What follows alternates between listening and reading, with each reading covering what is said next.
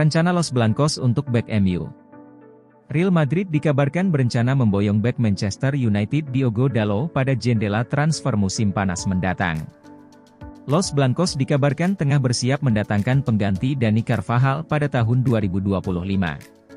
Carlo Ancelotti menganggap Dalot sebagai target utama mereka di area tersebut, sehingga Man United tampaknya menghadapi perjuangan besar untuk mempertahankan pemain internasional Portugal tersebut.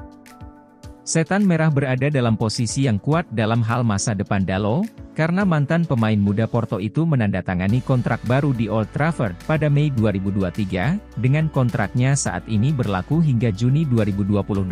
Namun, Real Madrid adalah klub yang sulit untuk ditolak, dan tim rekrutmen dan pencari bakat klub Spanyol tersebut diduga terkesan dengan penampilan Dalot. Los Blancos dilaporkan memandang Dalot sebagai pengganti ideal jangka panjang untuk Carvajal dan yakin bahwa mereka akan mampu menggoda pemain Portugal itu ke Bernabeu.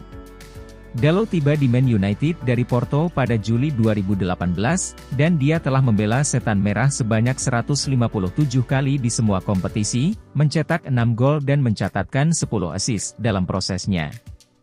Sang bek awalnya merasa kesulitan untuk masuk ke dalam Man United 11, menghabiskan musim 2020-21 dengan status pinjaman di AC Milan, tetapi ia semakin berkembang dalam beberapa musim terakhir. Dalot dinobatkan sebagai pemain terbaik Man United tahun ini untuk musim 2023-24.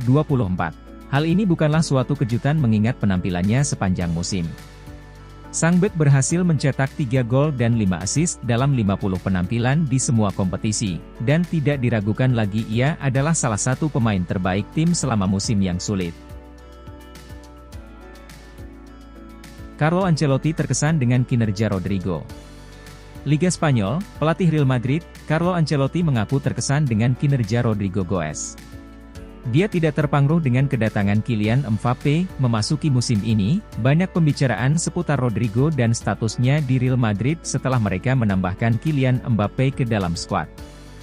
Namun, Ancelotti memuji pemain Brasil itu dan menyoroti kinerjanya. Dia juga memberikan banyak kontribusi. Di Warsawa saat kami menggunakan formasi 4-4-2, dia banyak bekerja sama dengan lini tengah. Dia harus fokus pada kinerja itu, dia melakukannya dengan sangat baik. Data menunjukkan ia memberikan banyak kontribusi, baik dalam bertahan maupun menyerang. Bos Real Madrid itu juga menyoroti posisi Jude Bellingham, yang kini harus memainkan peran yang sedikit lebih dalam saat Ancelotti beralih ke formasi 4-3-3. Posisi Bellingham tidak berubah, di tengah kiri. Terkadang ia bergerak ke dalam untuk membawa bola keluar.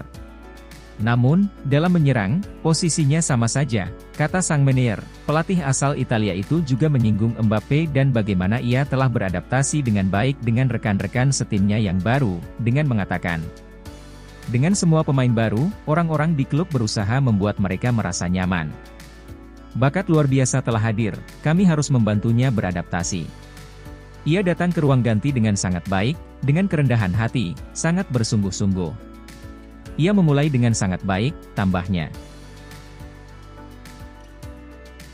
Ferland Mendy, sang dinamo pertahanan.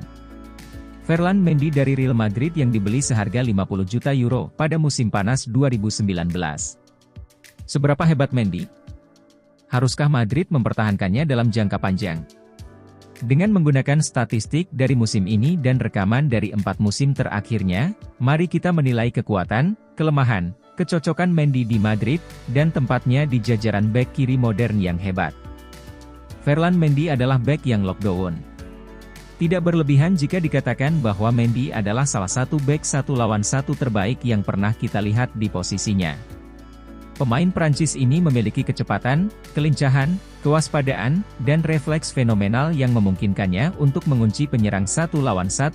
Mendy menjadi bagian penting dari pertahanan Zidane pada musim 19-20 yang kebobolan gol paling sedikit dari semua tim Real Madrid dalam sejarah La Liga. Ia juga tampil memukau dalam kemenangan Liga Champions pada musim 2021-22.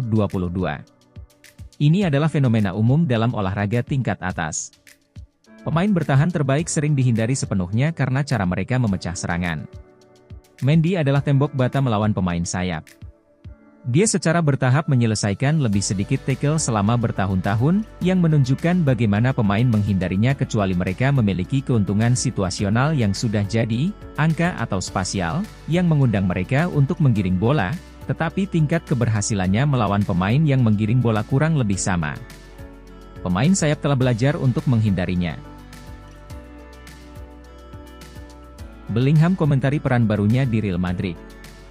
Jude Bellingham bermain di posisi berbeda dari musim lalu, hal ini jelas berbeda dengan musim debut Bellingham di Madrid.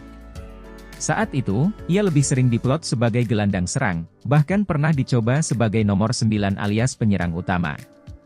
Total 23 gol dan 13 assist mampu ia bukukan saat tampil lebih ke depan. Namun kedatangan Kylian Mbappe membuat Madrid harus menyesuaikan diri. El Real sempat meninggalkan formasi 3 penyerang. Namun formasi itu kembali dicoba saat Mbappe datang. Alhasil, Bellingham harus rela mundur. Meski begitu, ia tak canggung saat memainkan posisi baru, sebab ia memang sudah terbiasa tampil sebagai gelandang tengah sewaktu membela Borussia Dortmund. Hal itu dibuktikan dengan sumbangan assist untuk Mbappe saat melawan Atalanta. Ia juga ikut berperan dalam terciptanya gol pertama dari Valverde. Seusai laga, Bellingham menegaskan ia percaya dengan instruksi yang diberikan pelatih Carlo Ancelotti. Dimanapun ia harus bermain, ia tak ambil pusing dan akan terus memberi yang terbaik. Saya pikir pelatih percaya pada saya bisa bermain di banyak posisi, ujar Bellingham, dikutip Eurosport. Saya pikir ketika diperlukan saya bisa maju ke depan dan saat diperlukan saya juga membantu membangun serangan. Apapun yang diinginkan pelatih, saya akan melakukannya.